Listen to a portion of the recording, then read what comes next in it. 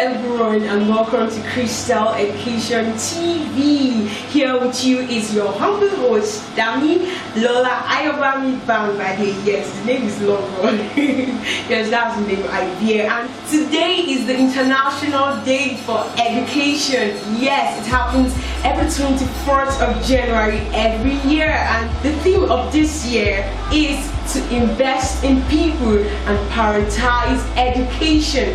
Yes, we need to invest in people and we need to also prioritize education. Education will be scam according to how people will take it. Yes, here with me to analyze the theme to invest in people and prioritize education is a renowned journalist and an educationist, a child coach and a lover of youth and young people, Mr. Chooks Crystal. Welcome, Mr. Chooks. We're very happy to have you here today. It's a pleasure to be here. Thank you very much. So today we'll be talking about, as we all know, yes, today is the International Day of Education. Yes, and the theme is so interesting in the sense it's kind of a mind-opening as it's to invest in people and prioritize education. Yes, some people might say but some people don't actually really know much about investing in people and also prioritizing education. So, sir, what's your take about this?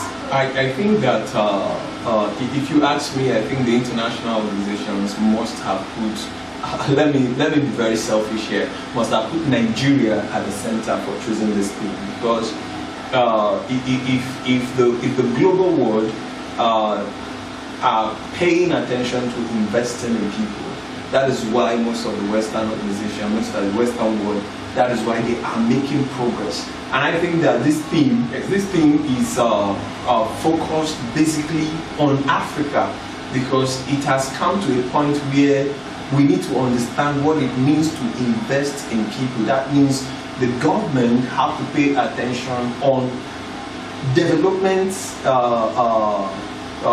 policies that actually shows that they are investing in the people. For instance, when you come to Nigeria, you see that most of the time if you look at the budget, you see we have the capital projects having more, and then the things that has to do with the people are less in the budget.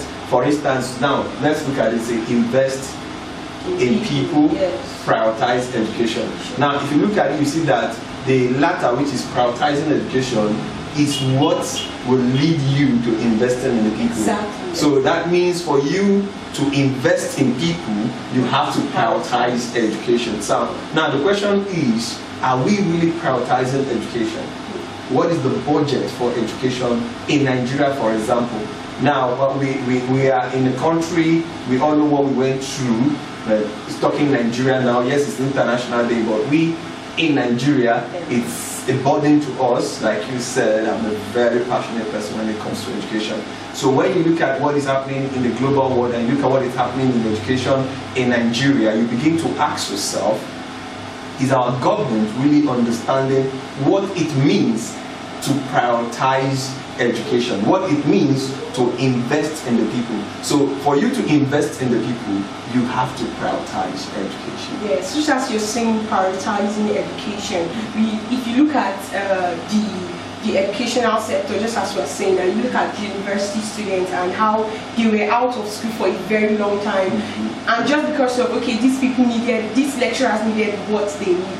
Good. Now if you look at it from that angle, you now begin to understand what we say, why the international community came up with this, saying you should invest in people by prioritizing. So now I have recoined it. That is to say, invest in people by prioritizing education. That is, as you're investing in those people, that are also to give those people those quality education. Yes, we are prioritizing education. No, when you are actually, it's the other way around. Okay. When you are prioritizing education, you are actually investing in the people. You understand? Yes. So now when you bring it to the issue of the strike that happened last year, we still know that the problem of the strike are still very prevalent to us. Yes. Don't forget that many government schools, talking about the federal universities and the state universities, recently increased their tuition. It was also on our platform here last week when we took some of the news updates. Many of the schools were listed to have increased their tuition fees, some from 50,000 to 100,000, some from 80,000 to 150,000, and it goes on and on and on. Now the question is, we are still talking about an economy that is very difficult. Life is very, very difficult for an average Nigerian person, and then you are asking, how do we now prioritize education if the government is not paying attention? Okay, everything you said are so profound, and they are giving us depth of what this means. So what do you think is the solution, being a peculiarity in Nigeria and with the situation around? What do you think? Well, for Nigeria, we are actually at a very, very important stage. That is because 2023 offers us an opportunity to actually elect a leader now. And interestingly, we have, of course, about 18 candidates who are contesting for the presidential position.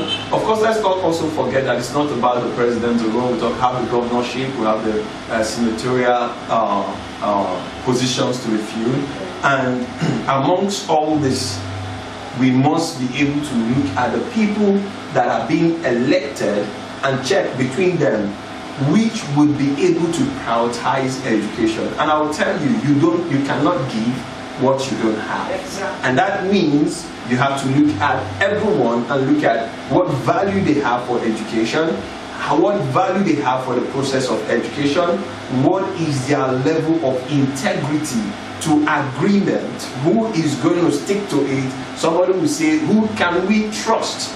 Now, I will quickly say, on the front line, when you talk about the election this year, on the front line with much attention to every other candidate, we know we have three main ones that are actually being in the front line. We talk about the Labour Party, Mr. Peter Obi. We talk about PDP, Haji Atiku Abubakar. We also talk about APC, Bola Ahmed Tinubu, who are actually fronting, not to forget those who are also in the mention. Talk about the NNPP, Rabiu Kwankwaso, as well as Showore also. These people are actually on the front line, but leading is these three other persons, talking about APC, PDP, and Labour Party. Now, between them, we must be able to say which of these would have regards for the educational system. And you can only have regard for a system that made you. So which of them were made through the educational system?